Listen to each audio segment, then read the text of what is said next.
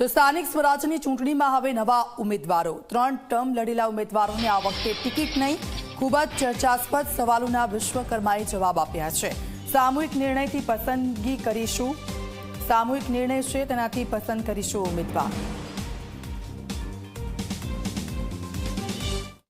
ચર્ચાઓ બહુ બધી ચાલી રહી છે જગદીશભાઈ. એવી પણ ચર્ચા ચાલી રહી છે કે 3 ટર્મથી જે લોકો હોય એને બહાર કાઢી નાખવામાં આવશે. એક પરિવારમાંથી 2 જણને ટિકિટ આપવામાં નહીં આવે. ઘણી બધી ચર્ચાઓ ચાલી રહી છે.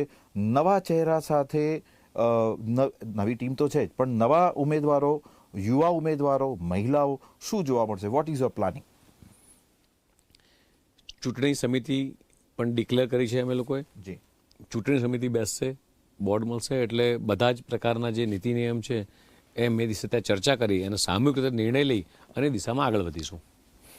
ખાસ કરીને એટલે આ જે બધી ચર્ચાઓ અત્યારે ચાલી રહી છે કે ભાઈ એક પરિવારમાંથી 2 જણ નહીં, 3 ટર્મ, એટલે કે જૂના જોગીઓને પ્રાધાન્ય નહીં આપવામાં આવે, નવા ચહેરા આવશે, એટલે એ સંદર્ભે શું માનવું છે? ચૂંટણી પ્રક્રિયા, ઉમેદવારનું ચયન કરવું એક લાંબી પ્રક્રિયા છે.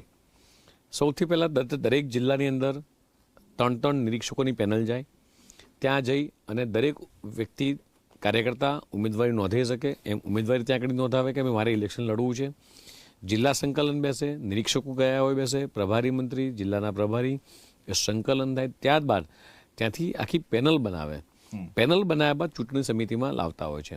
અને ચૂંટણી સમિતિમાં જ્યારે ચૂંટણી સમિતિ મળવાની હોય ત્યારે માનનીય મુખ્યમંત્રીશ્રી હોય, નાયબ મુખ્યમંત્રી છે, હું છું, સંગઠન મહામંત્રી છે, આ બધા જ લોકોની આખી ટીમ બેસે અને ત્યાં આગળ સામૂહિક નિર્ણય થતો હોય કે આપણે કઈ દિશામાં કયા ક્લોઝ સાથે આગળ વધવું છે.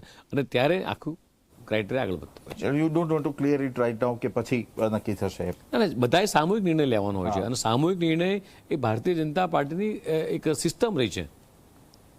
અને એટલા માટે સામૂહિક નિર્ણય બધા લઈશું કે કઈ દિશામાં આગળ વધવું છે.